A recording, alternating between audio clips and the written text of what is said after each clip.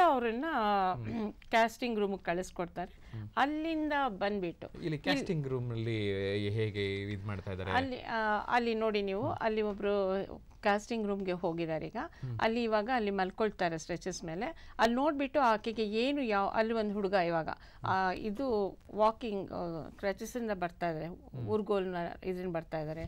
ಅಲ್ಲೊಬ್ಬ ಅಮ್ಮ ಕೂತ್ಕೊಂಡಿದ್ದಾರೆ. ಅವರಿಗೆ ಏನು ಹೇಗೆ ಹಾಕ್ಕೊಳ್ಬೇಕು ಅದೆಲ್ಲನೂ ಕೂಡ ತಯಾರಿ ಮಾಡಿ ಅಸೆಸ್ ಮಾಡಿ ಕಳಿಸಿ ಕಾಸ್ಟಿಂಗ್ ರೂಮಿಗೆ ಕಳಿಸ್ಬಿಟ್ಟು ಅಲ್ಲಿ ಯಾವ ಭಾಗದಿಂದ ಹೇಗೆ ಮಾಡಬೇಕು ಮೆಜರ್ಮೆಂಟ್ ತಗೊಳ್ತಾರಲ್ಲಿ.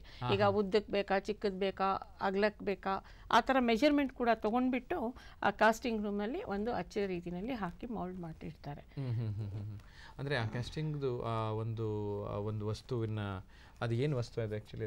ಅದು ಪ್ಲಾಸ್ಟರ್ ಆಫ್ ಪ್ಯಾರಿಸ್ ಅಂತ ಹೇಳ್ಬೋದು. ಪ್ಲಾಸ್ಟರ್ ಆಫ್ ಪ್ಯಾರಿಸು ಮತ್ತೆ ಅದರಲ್ಲಿ ಮೌಲ್ಡ್ ಮಾಡೋದು. ನಮ್ಗೆ ಇವಾಗ ಮೂಳೆ ಎಲ್ಲ ಮುರಿದ್ಬಿಟ್ರೆ ಎಲ್ಲ ಮಾಡ್ತಾರಲ್ಲ ಸರ್, ಸೊ ಅದೇ ರೀತಿಯ ಒಂದು ಮೌಲ್ಡ್ ಮಾಡ್ತಾರೆ. ಆ ಅಳತೆಗೆ ತಕ್ಕಂತೆ ಮೌಲ್ಡ್ಗಳನ್ನ, ಯಾಕೆಂದ್ರೆ ಆಯಾ ವ್ಯಕ್ತಿ ಒಬ್ಬೊಬ್ಬರು ಒಂದೊಂದು ಇದಿರುತ್ತೆ, ಬೇರೆ ಬೇರೆ ಇರುತ್ತೆ.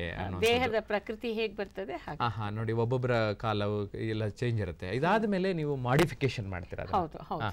ಅದು ಯಾವ ತರ ಮಾಡ್ತೀರಾ? ಈ ಮಾಡಿಫಿಕೇಶನ್ ಅಂತಂದ್ರೆ ನೋಡಿ, ಅಲ್ಲಿಂದ ಒಂದು ಅಸೆಸ್ಮೆಂಟ್ ಆಯಿತು, ಅಲ್ಲಿಂದ ಬಂದು ಮೆಜರ್ಮೆಂಟ್ ಆಯಿತು, ಕ್ಯಾಸ್ಟಿಂಗ್ ರೂಮ್ಗೆ ಆಯಿತು, ಅಲ್ಲಿಂದ ಬಂದು ಅಲ್ಲಿ ಇವಾಗ ಮೌಲ್ಡಿಂಗ್ ಎಲ್ಲ ಮಾಡಿ ಆಗೋಗ್ಬಿಟ್ಟಿದೆ.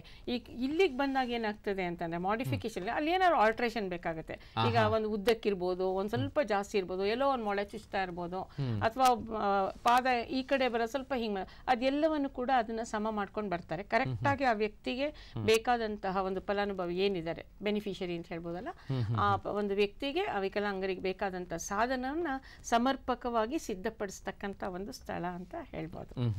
ಅಲ್ಲಿಂದ ಬಂದ್ಬಿಟ್ಟು ಮುಂದೆ ಹೋಗ್ಬೋದಾ? ಇದು ಹೇಗೆ ಅಂದ್ರೆ, ಈ ಒಂದು ಮಾಡಿಫಿಕೇಶನ್ ಆದ್ಮೇಲೆ ನಂತರ ಅದನ್ನ ಓವೆನ್ ರೂಮಿಗೆ ಕಳಿಸಿ ಅದನ್ನ ಕರೆಕ್ಟ್ ಆಗಿ ಮೋಲ್ಡ್ ಮಾಡ್ತಾರೆ. ಇದು ಯಾವ ತರ ಆಗುತ್ತೆ ಅನ್ನೋದನ್ನ ಹೇಳಿ. ಯಾವುದೇ ಒಂದು ವಸ್ತುವನ್ನಾಗಲಿ, ಈಗ ಚಿನ್ನನ ನಾವು ಇದಕ್ಕೆ ಹಾಕಿದ್ರೆ ಅದು ಚೆನ್ನಾಗಿ ಪುಟಿಬೇಕಂದ್ರೆ ನಮ್ಗೆ ಅದು ಹೇಗೆ ಗೊತ್ತಾಗುತ್ತದೋ ಅದೇ ರೀತಿನಲ್ಲಿ ಒಂದು ಹದಕ್ಕೆ ಬರಬೇಕಾಗತ್ತೆ.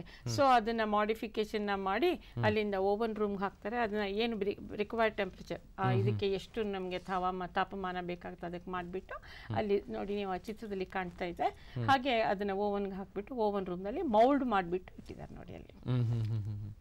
ಅಂದರೆ ನೋಡಲಿಕ್ಕೆ ಎಷ್ಟು ಆಕರ್ಷಕವಾಗಿರುತ್ತಲ್ಲ. ಮುಂಚೆ ಎಲ್ಲ ತುಂಬ ಒಂಥರ ಏನೇನು ಬೇರೆ ಥರ ಕಾಣೋದು, ಇದು ತುಂಬ ನೀಟಾಗಿ ಕಾಣುತ್ತಲ್ಲ. ಹೌದು, ಮೊದಲೆಲ್ಲ ಇವಾಗ ನಾನೇ ಅದನ್ನ ಕ್ಯಾಲಿಫರ್ಸ್ ಯೂಸ್ ಮಾಡ್ತಾ ಇದ್ದೆ.